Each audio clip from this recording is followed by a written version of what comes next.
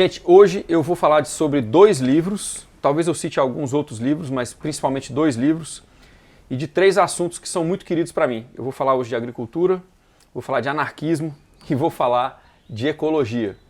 A gente levou em torno de 2,5 milhões de anos nos desenvolvendo como hominídeos.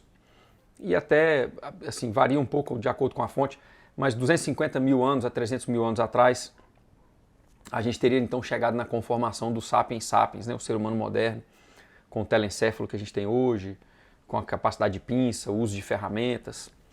E a teoria dominante, até hoje, ela defende que a gente só deixou de ser caçador e coletor, só deixou de ser, vamos dizer assim, seres humanos rudimentares, né, muito simples e muito limitados, a partir de mais ou menos 11 mil anos atrás, com o advento da agricultura.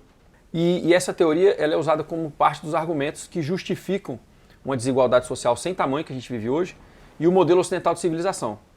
O argumento é de que mesmo sendo ecologicamente destrutiva e causando uma desigualdade social e econômica sem precedentes na história, mesmo dizimando várias culturas, esse modelo ocidental nos tirou de uma vida miserável, simplória e insalubre. Só tem um problema com essa teoria. Ela está errada. Gente, eu vou pedir para vocês que vocês façam compartilhamento do meu conteúdo com a curadoria de vocês. Por que esse conteúdo tocou vocês? Por que ele é importante na vida de vocês? Quais foram as reflexões que ele trouxe? Porque quando vocês comentam e compartilham com um diálogo em cima do conteúdo, vocês fazem uma introdução, vocês fazem uma curadoria e vocês fazem com que as minhas reflexões e o meu trabalho cheguem a um número maior de pessoas. Então, muito importante que vocês cliquem no sininho, se inscrevam no canal, mas além de compartilhar, o mais importante é que vocês façam esse compartilhamento criando um diálogo. Então, vamos lá. Na teoria dominante, nós permanecemos como os caçadores e coletores até mais ou menos 290 ou 240 mil anos atrás, dependendo das fontes que a gente usa. E aí, no crescente fértil, entre o rio Tigres e o Eufrates, onde hoje é o Iraque, enfim, no Oriente Médio, a gente teria domesticado o trigo. E a partir da domesticação do trigo, a gente segue a teoria, a gente teria criado um excedente alimentar, uma capacidade de estocar grãos, e com isso nos fixarmos permanentemente nos territórios, e aí criar o advento da civilização. Hoje eu quero questionar um pouquinho o que é civilização, porque algumas evidências e não teorias, é importante ressaltar que a gente lida com o passado, com teorias, e as pessoas passam a lidar com essas teorias como se elas fossem fatos históricos. E eu estou falando aqui da história com H, maiúsculo. Bom, as evidências que nós temos primeiro contrariam o que nós chamamos de civilização, e segundo, contrariam o fato de que nós só teríamos nos modernizado, nós só teríamos nos tornado seres humanos mais sofisticados a partir do advento da agricultura e principalmente da propriedade privada, dos grandes centros de tomada de decisão, ou seja, de governos centralizados, né, de cidades-estados, enfim. A história é contada a partir da lente de estudiosos europeus que, obviamente, normalizam a visão deles de mundo no passado histórico.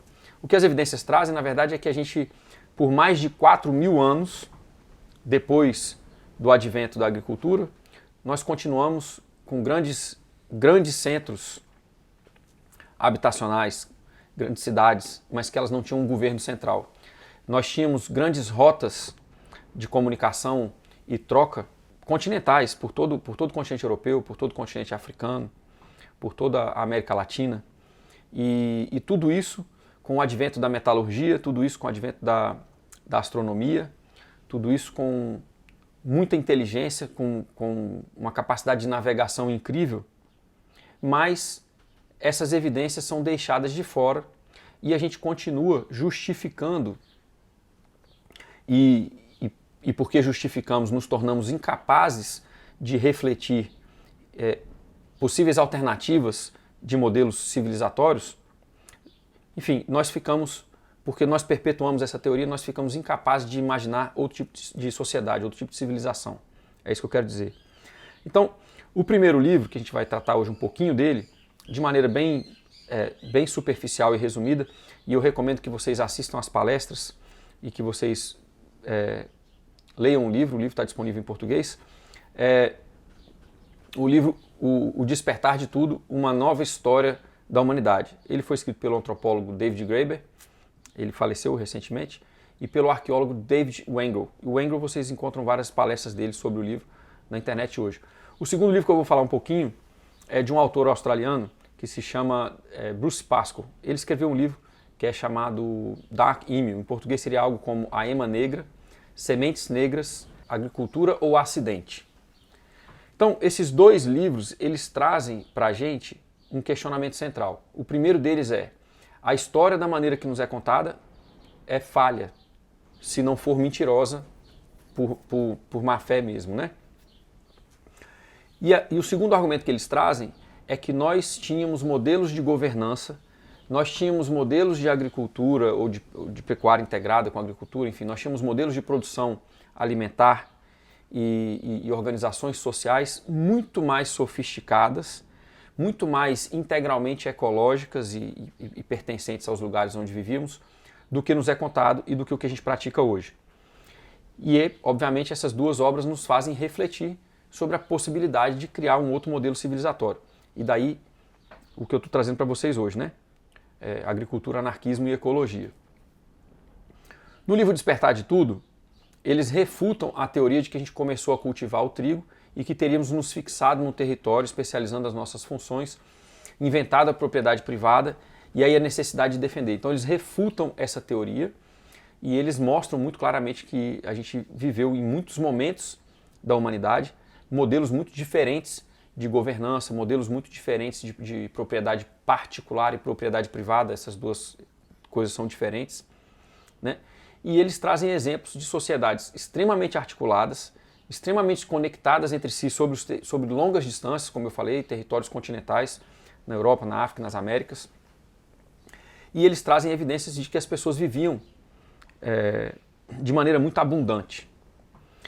Tudo isso sem poderes centralizados, tudo isso sem burocracias criadas para governar a maioria da população e principalmente, na maioria das vezes, burocracias criadas para proteger os super ricos ou as castas abastadas da sociedade em vários momentos da história. O continente africano, eles trazem no livro, já era entrecortado por redes de troca e comunicação há 50 mil anos. Vejam bem, 50 mil anos. Na Europa, de 25 mil anos atrás, na era do gelo ainda, já existiam prédios públicos construídos com ossos de mamute.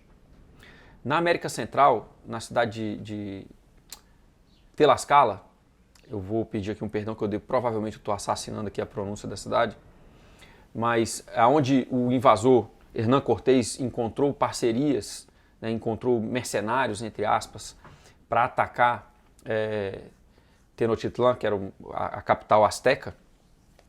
Também vale muito. A capital asteca, inclusive, era uma cidade que pré-invasão tinha 100 mil habitantes. Uma cidade onde eles praticavam uma agricultura que fazia uso, por exemplo, das chinampas. Então, eles usavam áreas alagadas, né, um lago artificial gigante, e aí eles faziam pequenas glebas de terra, né, sobre o lago, onde eles fixavam salgueiros e outras árvores, e aí eles criavam ilhas retangulares, onde eles podiam, então, pegar o lodo do fundo do lago, usar como cobertura de solo e como adubo, e aí eles faziam os plantios nessas glebas retangulares, que juntavam as medicinais, os tubérculos, enfim, todos os legumes, com elementos arbóreos. Então, um sistema agroflorestal, agroecológico altamente eficiente. A colheita era feita de barco, o transporte mais leve, o trabalho físico atenuado e capaz de continuar alimentando uma cidade de 100 mil habitantes. Hoje nós temos uma agricultura industrial que ela produz mais solo erodido do que alimento. Dependendo das fontes que a gente pega, se você pegar a FAO ou outros estudos, o solo, a quantidade de solo erodido na produção industrial hoje varia entre 10 a 20 toneladas por hectare ano, para se produzir 500 quilos, entre aspas, de alimento por ano, que é mais ou menos o que uma pessoa come. Eu estou falando em alimento entre aspas porque na maior parte o agro produz commodities, né? Café, algodão, milho, açúcar, coisas que podem ficar estocadas e que não estragam para que eles possam manipular o preço no mercado de especulação financeiro. Enfim, essa cidade tinha então 100 mil habitantes e era uma cidade que não tinha governantes, era uma república indígena. Tem os relatos dos arqueólogos que depois passaram por ali, viam que todas as pessoas moravam muito bem. Eles começaram a pesquisar na América Central, eles acharam que tinham encontrado um palácio e depois eles foram perceber que todas as pessoas viviam em vilas. A vila não é vila como a gente vê no Brasil, né? No inglês o vila é uma casa muito grande que tem um pátio, enfim, é uma casa de uma pessoa muito abastada, né? Então essas casas tinham, por exemplo, um esgoto muito bem feito, como parte do planejamento arquitetônico. Enfim, eles encontraram mercenários parceiros para atacar a capital asteca numa cidade que era uma república indígena sem governantes. Curiosamente falando sobre esses lugares, obviamente que existiam decisões a serem tomadas, né? Mas as pessoas que participavam da vida pública, da vida política, ou do parlamento, por assim dizer, elas precisavam passar periodicamente por cerimônias onde elas eram submetidas ao abuso público, ou seja, eram xingadas, eram envergonhadas em público e recebiam muitas chicotadas periodicamente. A população fazia isso com os, entre aspas, políticos, né, com as pessoas que iam participar das decisões públicas e das políticas públicas. Eu acho que a gente deveria voltar a fazer isso. Ao invés de ter um sistema democrático, onde a gente terceiriza a nossa agência para essas pessoas, para os políticos, que a gente tivesse as decisões biorregionais, que a gente tivesse repúblicas municipais e que a gente pudesse colocar as pessoas que visam tomar decisões em nome dos outros a esse tipo de prática, né? Onde a gente pode ter o acesso imediato a eles nas ruas e possa abusar um pouco, dar umas chicotadas, talvez resolvesse um pouco dos problemas políticos que a gente tem hoje. Inclusive, esse comentário é feito também pelo David Wengrow em uma de suas palestras sobre o livro dele, né? An indigenous republic by the name of Tlaxcala, governed by an urban parliament, which had some pretty interesting initiation rituals for would-be politicians. They'd be periodically whipped and subject to public abuse by their constituents to sort of break down their egos and remind them who's really in charge. It's a little bit different from what we expect of our politicians today. Bom, uma parte que me interessa muito no trabalho deles é quando eles falam sobre as Ilhas Britânicas. E me interessa muito porque eles fazem um argumento de que em algum momento as pessoas tomaram uma decisão de voltar atrás em uma situação que supostamente foi um avanço. Vou explicar isso melhor. As Ilhas Britânicas, alguns mil anos atrás, já haviam domesticado os grãos. Também tinham uma rede de interconexão, uma rede muito bem trabalhada de comércio e de troca e de comunicação, tanto por terra quanto pelo mar. E a arqueologia prova que eles já tinham domesticado os grãos, ou seja, eles já tinham praticado uma agricultura que, na teoria arqueológica, antropológica, diz que foi o que nos permitiu criar o excedente e, a partir do excedente, nos permitiu a especialização das pessoas, né? As profissões ficarem cada vez mais especializadas e, com isso, a gente avançar a civilização. Bom, em algum momento nas Ilhas Britânicas eles tomaram uma decisão de abandonar esse modelo de agricultura. E isso é muito interessante para mim, esse relato, porque hoje, quando a gente fala em abandonar a agricultura industrial, as pessoas têm argumentos, que obviamente são argumentos montados pelos os grandes centros de propaganda, né? São argumentos que cegam a maior parte das pessoas para outras possibilidades. É como se, sem uma agricultura centralizada, industrializada, nós não fôssemos capazes de alimentar a população mundial. É mentira. Se vocês estudarem o Miguel Altieri, por exemplo, ele tem vários dados muito interessantes. Hoje, a gente tem muita gente passando fome. No Brasil, a gente tem 30 milhões de pessoas passando fome. Mas a gente tem um excedente de agricultura. Então, o maior problema hoje não é a questão da produtividade. O maior problema hoje é a questão do acesso ao alimento. E essa questão do acesso ao alimento só é resolvida com sistemas alimentares e sistemas econômicos diferentes dos que a gente tem hoje. Porque os que a gente tem hoje permite com que as pessoas envolvidas nos sistemas alimentares lucrem muito, centralizando o território, centralizando o poder de decisão, centralizando a economia e, principalmente, eles socializam todos os problemas ecológicos e sociais e econômicos, mas eles privatizam todos os lucros. Então, a teoria dominante nos diz que foi a partir desse excedente da agricultura que foi possível sofisticar a sociedade, a civilização. E o que o livro traz é diferente. Então, nessas ilhas britânicas, eles deixaram de usar os grãos, voltaram para um tipo de caça e coleta, mas eles não abriram mão da pecuária. Eles não abriram mão de um pastoreio. E eles sabem disso através de vários festivais, de sítios arqueológicos, onde eles encontraram, né, uma abundância muito grande de animais. Então essas pessoas escolheram viver em harmonia com os lugares onde elas se viabilizavam. Elas abriram mão de uma agricultura que é laboriosa, que não é saudável, de esforço repetitivo, que agride muito a natureza, porque você precisa ficar cultivando o solo, ficar arando o solo, revirando o solo, né? Isso acaba com a biologia do solo. E eles partiram então para uma combinação de uma pecuária, de pastoreio, com caça e coleta. Mostrando então que é possível coletivamente, se for pelo bem de todos, se as métricas forem o bem-estar, a saúde, ter mais tempo livre para a ludicidade, para transcendência, para a espiritualidade, para a contemplação, para fazer amor, se as métricas forem outras, é possível tomar decisões que descentralizam o poder, descentralizam a economia e, principalmente, descentralizam o território. No Brasil hoje, eu venho sendo criticado em alguns comentários, mas isso é dado do Censo Agropecuário de 2006. Agora tem o de 2017, eu ainda não estudei a fundo. Mas no último censo que eu estudei, que foi de 2006, 45% do território produtivo brasileiro está nas mãos de menos de 1% das propriedades rurais, os imóveis rurais, e eles todos têm mais de 1.000 hectares. Então nós temos quase a metade do território produtivo brasileiro em menos de 1% dos imóveis agrícolas. É uma loucura, né? Então, essa parte do livro mostra que é possível a gente adotar outro tipo de gestão do território, dos sistemas alimentares. Por isso que ela, para mim, é muito interessante. Nas regiões subárticas, eles trazem no livro, por exemplo, que algumas civilizações elas optavam por um modelo bimodal de propriedade privada ou propriedade socializada, né? ou um tipo de comunismo. Como que funcionava isso?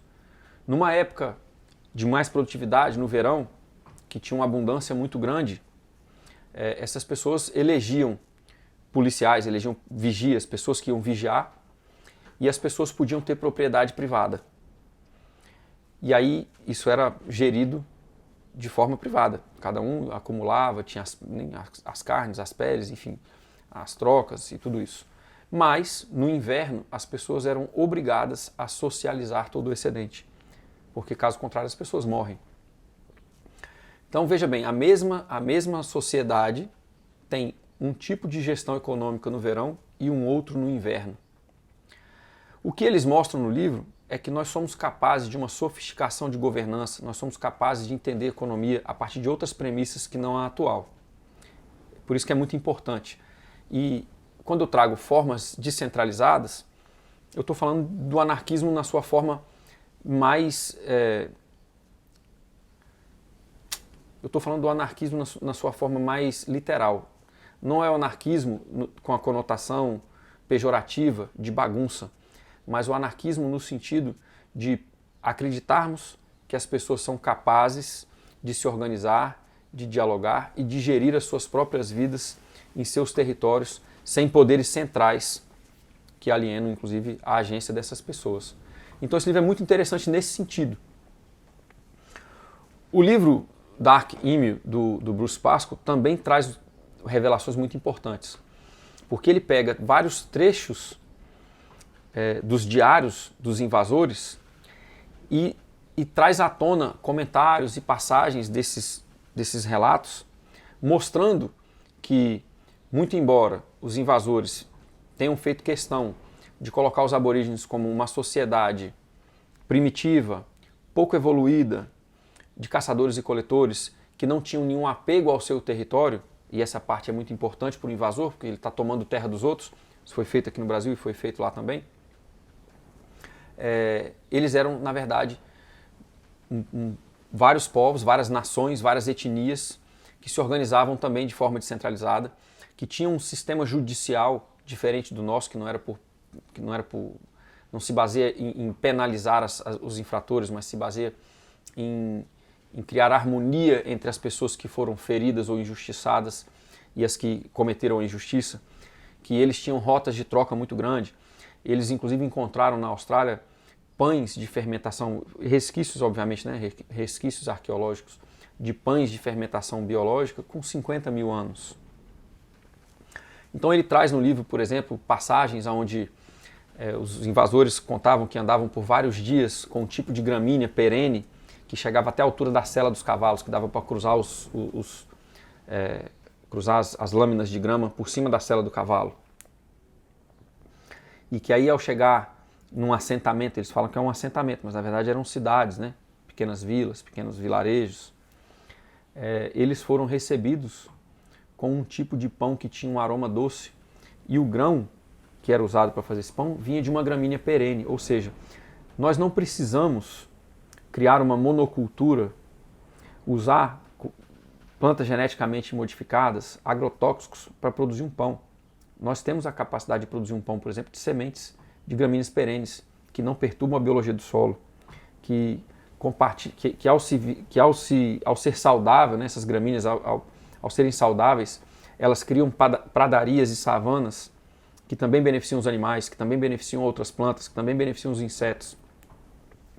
E aí ele conta no livro que os invasores chegaram, os aborígenes, apesar de nunca terem visto um cavalo, eles ofereceram água para o cavalo, ou seja, tinha uma preocupação com aquilo ali, né? E aí o cara, escrevendo o diário, né, fala sobre como é que a vila era movimentada, as pessoas conversando, o barulho do grão sendo moído e a abundância com a qual eles foram recebidos, né? Pato assado, pão, água, casa para todo mundo. Então o Bruce Pascoe fala do manejo de sistemas ecológicos, né, de ecossistemas diferenciados dependendo do objetivo para o qual eles tinham. Então eles faziam manejos de áreas de maneiras diferentes para favorecer a caça de animais diferentes e para manter a abundância o tempo inteiro. O que os dois livros trazem, que eu acho central, e desculpa o paradoxo, é a questão da descentralização do poder. As pessoas viviam de maneiras autônomas em seus territórios, com um poder de decisão sobre o destino do seu povoado, das pessoas que conviviam ali, muito maior do que o que a gente tem hoje. E aí tem uma parte interessante que ele traz, né, assim, vários relatos. E um deles fala assim: os nativos fazem uma espécie de pasta ou pão com a semente. Pilhas secas desse capim, que haviam sido colhido claramente para colher essa semente, podiam ser vistas por milhas ao lado da trilha. Eu contei 9 milhas ao longo do rio por onde cavalgávamos, só por esse capim, que alcançava até a altura do meio da sela, e o mesmo capim parecia crescer do outro lado do rio, até onde a vista alcançava por meio de uma mata bem aberta. Então a gente tem alguns exemplos, esse aqui é um do Bruce Pascoe, tem um outro livro australiano que fala também, que é a maior propriedade na Terra, né? The Biggest State on Earth, que é um do Bill Gammage, é um outro autor australiano. E ele também traz um relato dos invasores interessante. Diz assim: a terra parecia agradável e fértil, e as árvores bem limpas de mato rasteiro pareciam plantações em um parque de um cavalheiro. Este sentimento se repetia da Tasmânia até o Cabo York, da costa leste a oeste, repetidamente nas citações dos exploradores, colonos e condenados. O que a gente vê aqui é que, com um pouco de boa vontade, a gente percebe que os lugares que foram invadidos tinham civilizações muito mais avançadas do que a nossa. Em que sentido? Civilizações onde as métricas, os indicadores e as tomadas de decisão se baseavam no bem-estar, na saúde das pessoas e na capacidade delas se viabilizarem sem acabar com os recursos dos lugares onde elas viviam. Eu não estou falando aqui de civilizações perfeitas, de anarquias perfeitas, eu não estou falando aqui de que tudo foi maravilha e que a gente não teve guerras e que não haviam conflitos. Mas eu estou falando de modelos de sociedades que se viabilizaram sem acabar com os ecossistemas onde elas viviam e onde as pessoas tinham um poder muito maior sobre a sua vida. Inclusive um direito, né, um poder de ir e vir, uma capacidade de ir e vir maior do que a gente tem hoje.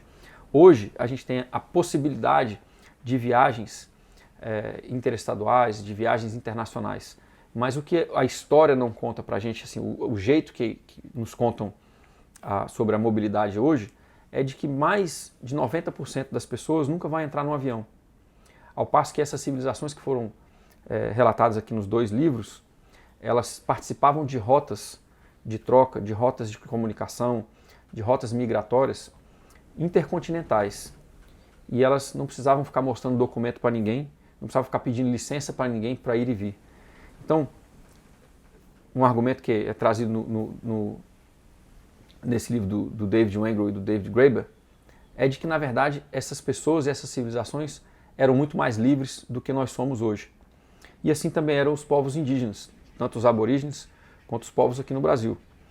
E a gente escuta uma história que nos é apresentada como se fosse a história com H, e na verdade é só uma teoria, quando as evidências históricas, as evidências paleoarqueológicas, arqueológicas, antropológicas, nos dizem que nós éramos muito mais evoluídos, que durante muitos milhares de anos nós evoluímos a nossa capacidade de navegar, a nossa capacidade de migrar, de manter rotas de troca, rotas culturais, comerciais, a nossa capacidade de entender a astronomia, a nossa capacidade de entender a metalurgia, a nossa capacidade de entender a arquitetura. Nós temos construções avançadíssimas que ainda hoje não se explicam, não nos explicam como foram feitas, né? Supostamente por povos primitivos. Então, são muitas inconsistências e eu fico muito feliz de ver que nós temos livros que, para as pessoas interessadas, eles trazem para a gente a possibilidade de analisar o dia de hoje, o nosso tempo histórico e perceber que nós temos a capacidade de transcender. Nós temos a capacidade de criar sistemas de governança, onde o poder é descentralizado. Nós temos a capacidade de criar sistemas alimentares, onde a abundância é a métrica e o indicador principal. Nós temos a capacidade de criar sistemas econômicos, onde o bem-estar de todos é visto com mais prioridade do que o acúmulo de uns poucos. E essas são as lições desses livros. Aqui no Brasil não foi diferente. No Brasil a gente teve a carta, por exemplo, as cartas que foram enviadas para Portugal a partir da invasão, né? As cartas de Caminha, que veio com Cabral e tal. Aí uma parte dessa carta diz assim: e não comem senão deste inhame, de que aqui há muito, e dessas sementes e frutos que a terra e as árvores de si deitam. E com isso andam tais e tão rijos e tão nédios, que não somos nós, tanto com quanto trigo e legumes comemos. O que ele está dizendo aqui, né? Um português arcaico aqui, até difícil de ler, peço desculpa. Eles perceberam que eles comiam um tipo de tubérculo, comiam muitas sementes e muitas frutas que caíam das árvores, e que os invasores, mesmo comendo muito trigo, não eram tão saudáveis quanto os indígenas que eles viam na costa do Brasil. Não foi diferente. A Amazônia, nos lugares onde a gente hoje encontra a terra preta de índio, que dá em torno de 12 a 15% do território amazônico, eu acredito que seja muito mais, mas não foi encontrado ainda, nós temos evidência de que a Amazônia foi um sistema florestal domesticado.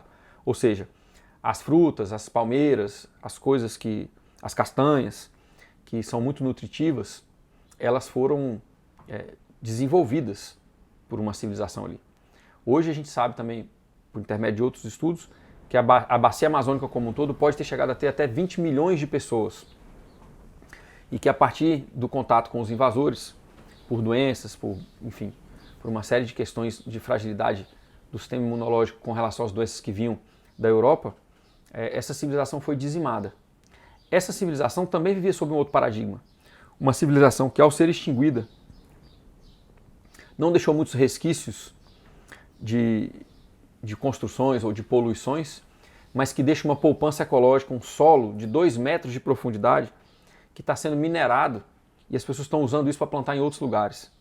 A nossa civilização está deixando água poluída, solo degradado, áreas desertificadas, corpos hídricos assoreados.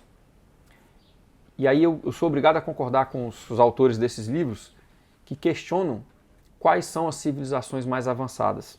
A nossa, que se julga o ápice da evolução humana, ou as civilizações anteriores de vários outros continentes que viviam com outros parâmetros, com outro tipo de tomada de decisão, com outra relação com o seu território. Tudo na natureza é cíclico.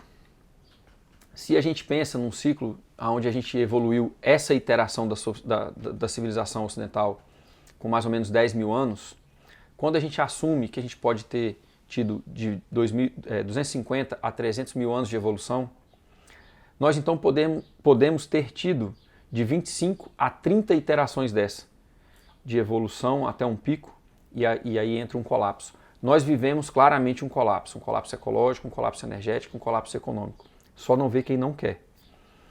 E a minha questão com todo esse conhecimento, com todo esse estudo de arqueologia, de antropologia, é de que nós já colapsamos antes. E nós estamos colapsando de novo. E as pessoas que conseguiram sobreviver aos colapsos eram as pessoas que eram bem adaptadas ao território onde viviam. Pessoas que sabiam criar abundância com os recursos do lugar e que conseguiam criar essa abundância sendo energeticamente superavitários. Esse tipo de solução de criar abundância onde a gente vive, de ser energeticamente superavitário, de conseguir se viabilizar num pedaço de chão, está muito mais próximo de um viver indígena do que do viver ocidental. Está muito mais próximo de um viver campesino do que um viver ocidental. Então as soluções para que a gente descentralize o poder também passam por isso. Por nós habitarmos biorregiões, por nós nos concentrarmos a nossa energia, a nossa decisão, o nosso foco nas biorregiões e desinvestir um pouco dos poderes centralizados, dessa suposta representatividade que tira da gente a agência de tomar decisão. Nós acabamos de eleger um candidato que fez campanha com o boné do MST, que fez campanha visitando propriedades da agricultura familiar, que falou de agroecologia e que roda o mundo falando que o Brasil deve liderar nas questões climáticas e ecológicas.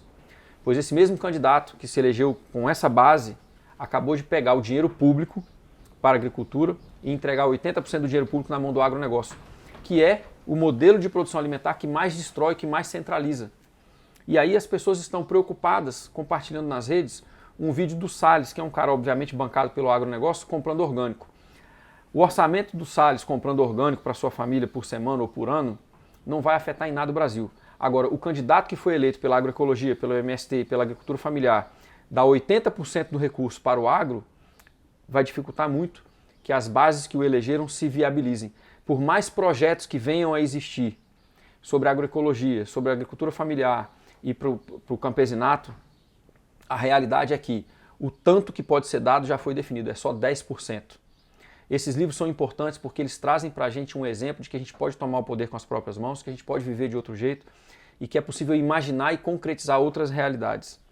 Ao contrário do que nós estamos vendo no Brasil, onde as pessoas apontam a suposta incoerência de um cara extremamente ambicioso e inescrupuloso e que a gente não pode esperar outra coisa dele que não seja incoerência, mas essas mesmas pessoas não apontam a incoerência do presidente, que foi eleito com a base agroecológica, do MST e da agricultura familiar e dá 80% do recurso para o agronegócio.